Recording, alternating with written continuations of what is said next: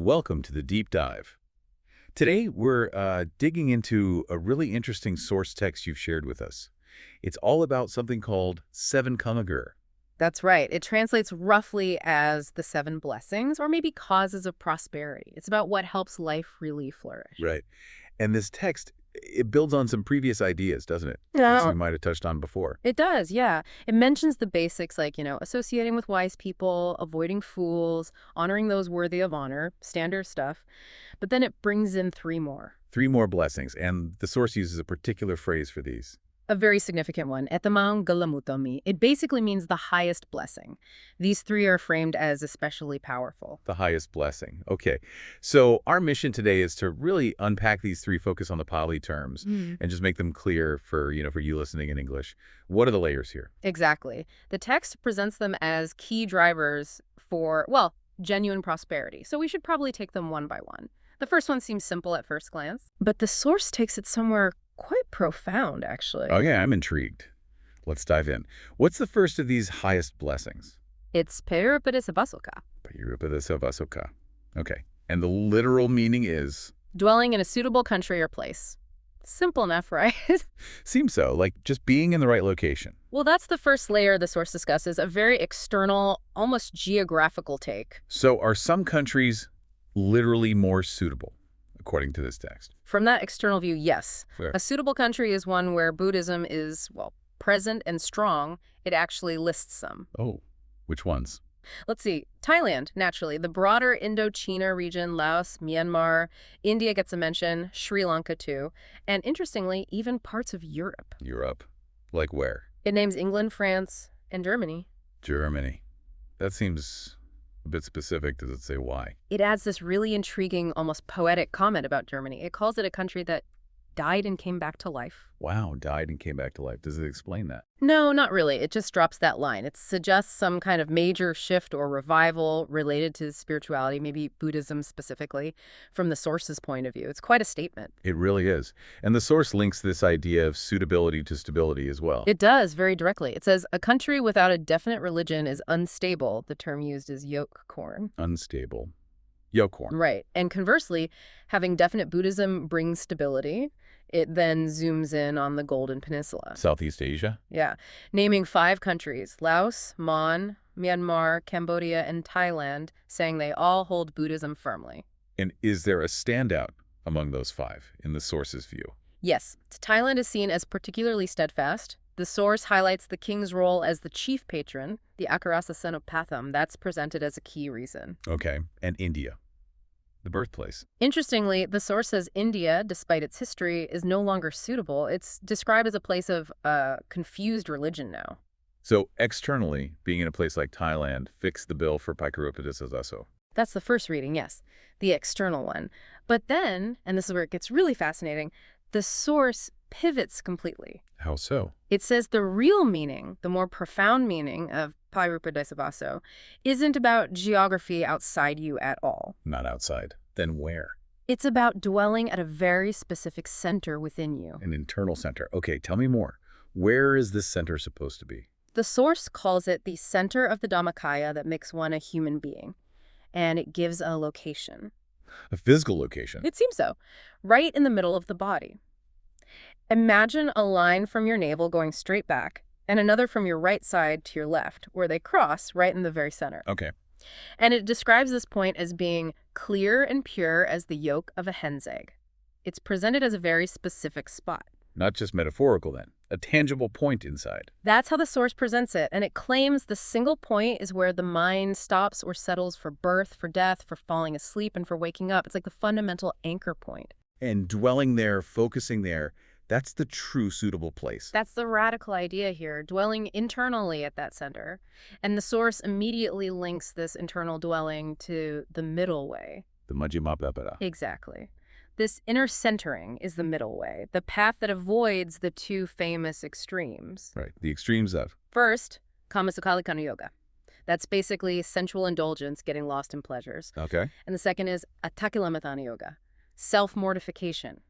Extreme asceticism, punishing the body. So finding and dwelling at that inner center is how you navigate between those two extremes. Precisely. That is the path, according to this interpretation, stopping the mind right there at the center. Wow. So the highest blessing of a suitable place isn't about your passport or your address. It's about cultivating this inner point of stillness. That's a major reframe. It is. The source is quite firm. If your mind isn't stopped at that center, you're not really on the path Buddha taught, no matter where you live. That's quite a point. Okay. So, paidesawa vasoka, suitable place, ultimately internal. What's the second highest blessing then? The second one is attasamapachidika. Attasamapachidika. And that means? Setting oneself in the right course, or you could say rightly directing oneself. Rightly directing the self. Okay. Where does the source start with that one? It starts with a prerequisite. You have to know the self first. Know the self. How does it define self? It uses a Pali phrase, attana sukhadukkha bhagatiti atta. Which means? That which receives happiness and suffering is called the self, and then it clarifies. It's the human body that receives happiness and suffering. So knowing the self starts with understanding this body as the experiencer. Okay, recognize the body feels pleasure and pain. Yeah. Got it. Then how do we set ourselves rightly? The source explains it on a couple of levels. First, for the coarse human body, this physical one we walk around in, setting it rightly means practicing the basics. Generosity, dana, morality, sila, and meditation. These actions orient the physical self correctly. Giving, ethics, mind training, familiar ground. Yes. But then it goes deeper, connecting back to that center point again. For the subtle human body, like the one you experience in dreams, and for even higher, more refined bodies, Yes. setting them rightly means bringing those subtle forms to stop and rest at that same center point, that clear, pure spot inside. Ah, so the suitable place is also where you correctly direct your subtle self. They're linked. Exactly. The source says this stopping and resting at the center is the true attasamapachid. And it's not just for the dream body. Yeah. No, it's a sequence. You have to do this correctly for the heavenly body, the fine material sphere body, the immaterial sphere body. All stopping at that one point. Yes. All the way up to the different levels of the Dhamma body, the Dhammakaya. The body of the stream enterer, the once returner, non-returner, the arahant. The source really hammers this home. Stopping at the center point, it uses the phrase yet niju, that's the absolute key. Without mastering that internal stillness at the center, it suggests you can't truly achieve these higher states of perfection. So for Attasamapachidika, the real work, beyond basic good conduct, is intensely internal. It's about mastering that central stillness to direct your progress through these subtle levels. That's the core message, yes. It shifts self-direction from just managing outward behavior to cultivating this very specific inner state. Okay, that's two blessings down. The suitable place and setting oneself right, both pointing inwards. Was the third one called Edamagalamutma? The third is Pubhika Katapunyata. Pubhika Katapunyanata. Sounds familiar, having done good deeds in the past, or made merit. Exactly that, having made merit in the past. But the source emphasizes this isn't just about your last life, or even a few past lives. No, how far back? It talks about accumulating parami perfections over immense timescales. The text specifically mentions 100,000 kalpas. 100,000 kalpas. That's an unimaginable amount of time. It really is. The idea is that your ability to even engage with these practices now, to find that center, to direct yourself rightly, it all rests on this foundation built over countless eons. So our potential now is directly linked to deep past actions. That's the view here. And the source gets very specific about what building these perfections, these paramis, actually involves. It uses those same three practices, again, generosity, morality, meditation, but elevate them. Elevate somehow. It talks about three levels for each: parami, uparami, and paramatha parami. Okay. For dana, generosity. Dana parami is giving away your external stuff, possessions. Pretty standard. Dana uparami is giving your own flesh and blood. Giving your flesh and blood. Yes. And then Dana Paramatha Parami is giving your actual life, the ultimate sacrifice. The source even mentions Putta Borijak, giving away your children or spouse. Giving away your family. It's intense. It highlights the extreme level of non-attachment and resolve needed for these highest perfections. It's about giving up what's most precious. Wow, okay. And morality, Silla, same levels. Same structure. Sila Parami, keeping precepts even if you lose wealth. Sila Upaparami, keeping them even if it costs you limbs, flesh, blood. Sila paramata parami, upholding them even if you die right then and there for doing so. Risking death for a precept. And meditation, bhavana. Same deal, bhavana parami, paramata parami, maintaining your meditation focus even if threatened with loss of possessions, physical harm, or death itself. It's total dedication. So Pabekakakata Punyata isn't just about being vaguely good in the past. It's about this kind of profound, unwavering commitment, potentially over cosmic timescales. That's the picture painted. And to make this tangible, the source shares a couple of really striking stories about the power of this past merit. Ah, stories. Good. They help make sense of these big ideas. What are they? The first one is about a poor guy, a laborer, who worked for an Auspicious, the famous, wealthy supporter of the Buddha. Right. So this laborer comes home late one day, exhausted. Everyone in the house is observing the uposatha precepts for the half day. He feels inspired, even though he's poor and tired, and asks Anathapindika if he can observe them too, even starting late. And he does, despite being hungry and tired? Yes. Anathapindika agrees. But because he hadn't eaten and worked hard, the laborer starts suffering intense hunger pangs later on. The cook offers him a hapana, a type of drink allowed during precepts. Okay, so he could have had some relief. He could have, but he refused. He was worried that even that small thing might somehow compromise the purity of his observance. His resolve was absolute. Keep the precepts perfectly, even if he died from hunger right there. Wow. That's serious commitment for a half-day observance. Intense resolve. So he's lying there basically dying of starvation, and King Pasenadi just happens to walk past. With his very last breath, powered by the sheer force of that pure intention and precept keeping, he makes a wish. May the merit of this act cause me to be reborn as King Pasenadi's son. And did it work? Oh. According to the source. Instantly, the source says. His consciousness leaves his body, travels, and enters the center, that same spot again, inside King Pasenadi's body. Inside the king's body, not the queen's. Inside the king's first, according to this account. It says it entered through the king's right nostril and settled at the center. Then, later, when the king and queen were intimate at the right time, the consciousness transferred from the king's center, went out his right nostril, entered the queen's left nostril, and then traveled down to implant in her womb. Via the nostrils. That's a very specific and unusual mechanism for rebirth described there. It is highly specific, isn't it? But the source uses it to illustrate the immediate, powerful result of that intense merit and resolve. 10 months later, he's born a prince, eventually becomes king himself. Amazing. So that single act of intense, pure merit, presumably built on past parami, had this incredible immediate effect. That's the point this story makes about Pabikakata Punyana. Okay, ready for the second story? Yes, please. This is fascinating. This one is about a young woman named Lashatevati. She was out guarding a wheat field. Okay. And she sees the great elder monk, Maha Arya Kassapa, walking nearby. She feels this surge of faith, grabs some parched rice laja that she had for her own meal. A simple offering from her own food. Exactly. She invites the monk, offers him about half a bowl. He accepts just that much. Then she pays respects and makes a very specific wish. What did she wish for? She said, Paraloka Sagahat Karotha, please show kindness for the next world. She dedicated the merit specifically to her future existence. Then she gave him the rest of the rice, feeling joyful. Dedicated to the future. Okay, then what? Maha Arya Kassapa continues on his way along the field dike. She follows respectfully for a bit. But hidden in the grass on the dike is a poisonous snake. Oh, dear. The snake doesn't bite the monk, but as she follows behind, it bites her leg. Okay. She dies. Instantly. Right there.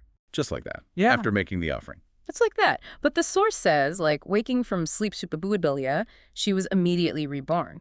Suvanshavimane upaji. Reborn where? In a golden celestial palace in the Tavatisa heaven. And the palace was decorated with strands of parched rice. Wow. Decorated with her offering. Yeah. Instant heavenly rebirth. Shows the speed of karma, right? So she realizes this amazing rebirth happened because of that offering to Maha Arya Kassapa. But she worries her merit was small, just that rice. Would this heavenly state last? She wants to make more merit. So she sought out the monk again. From heaven. Yes. The very next morning, she descends, finds his dwelling, and she starts quietly cleaning, tidying, preparing water and his seat, acting like a devoted attendant. A celestial attendant. That's right. This goes on for a few days. The monk notices things are cleaner, tidier. Eventually, he perceives this bright light and realizes it's a deva, a celestial being. He sees her. What happens then? She identifies herself, Lachvadatita, his attendant from the parched rice offering. And did he let her continue serving him? No. This is where the Vinaya, the monastic discipline, comes in strongly. Maha Arya Kassapa tells her he can't accept personal service from a celestial being, especially a female one, as he lives alone. Why not? Seems helpful. He explains it would set a bad example. Future monks might do the same, leading to criticism, suggesting monks were acting improperly with devas against the Dhamma and Vinaya. He was thinking about protecting the integrity of the Sangha. Protecting the rules and the reputation of the monkhood. Exactly. So he firmly told her to stop coming. How did she react? She was devastated. She pleaded, saying her heavenly existence depended on the merit linked to him, but he stood firm for the sake of the teaching's future. She started weeping. The goddess weeping. That's quite an image. And her cries were heard by the Buddha himself. The Buddha, using his power, appeared before her. The source says he preached the Dhamma to her while she was flying around in her distress. Preached while she was flying. Yes. Wherever she flew, she heard his voice teaching her. And through hearing that teaching right there, midair, she attained Maggaphala. Path and fruit.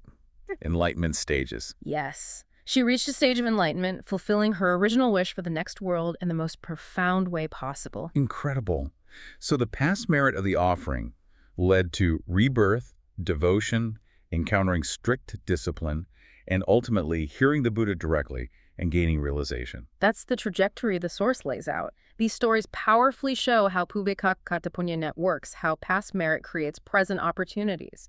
And then the text brings it right back to you, listener. How so? It says, the very fact that you are human now, that you're encountering these teachings, hearing about the Dhamma, that itself is the fruit of your own Pubbekakatapunyata. It's proof you've built merit before, which is why you should keep going, keep building more. That really lands it personally. The opportunity to even hear this as a result of past efforts. That's motivating. Exactly. And speaking of building merit, the source doesn't just leave it at past lives. It lists the ways to make merit now, the foundations. The Punyakiriyavatu, the grounds for merit making. That's them.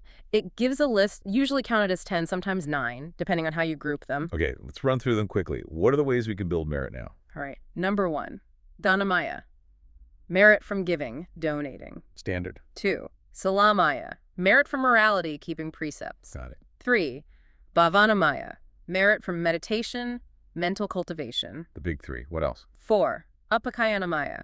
Merit from showing respect to elders, superiors, those worthy of respect. Respect, okay. 5, Vyavakamaya. Merit from helping out, providing service in appropriate ways, like helping prepare things for monks or community work. Service. Makes sense. 6, Padadhanamaya. Merit from giving merit away, sharing your merit with others. Sharing merit. Interesting. 7, Patanumodhanamaya.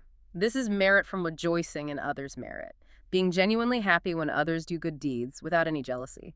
Appreciative joy. Nice. 8, Dhammasavanamaya. Merit from listening to the Dhamma, hearing the teachings, like you're doing right now. Listening itself is meritorious. Good to know. 9, Dhammadassanamaya. Merit from teaching the Dhamma, sharing the teachings with others. Listening and teaching. Okay, is that 9? That's 9. The 10th is often given as ditujukama, straightening one's views. And the source actually links this back, saying that practicing the first 9 is how you straighten your views, how you align your understanding with the Buddha's intention. So right action leads to right view. They reinforce each other. Exactly. It's a positive feedback loop.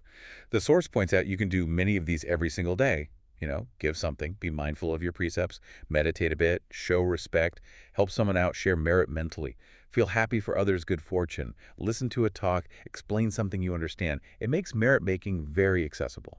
Yeah, it feels less like huge, rare events and more like weaving virtue into the fabric of daily life. That's a great way to put it. It broadens the whole picture of building that Pubbekakatapunyanata. Okay, this has been quite a deep dive. We've looked at Pirupada Savasoka, dwelling in a suitable place, realizing the source points us deep inside to that central point of stillness. Then at Samapatidika, setting ourselves rightly, which means aiming our whole being, physical and subtle, toward that same inner center, guided by virtue and meditation. Right. And finally, Pubbekakatapunyanata, having made merit in the past, understanding this as the vast foundation of past perfections that even makes it possible for us to find that center and direct ourselves now. These really do sound like highest blessings. They form this interconnected basis for real flourishing, as this text sees it. It's a powerful message. External circumstances matter, sure, but the crucial work is internal, it's focused, and it's built on a history of effort stretching back lifetimes. And maybe the final thought for you, listening, drawn from all this, is that the most truly suitable place isn't a location on Earth, but that quiet center within you. And setting yourself rightly isn't about career paths or external goals nearly as much as it's about cultivating that inner stillness. And the very fact you can even contemplate this journey now, well, that's the echo of your own past merit calling you forward, inviting you to build on it right here, right now.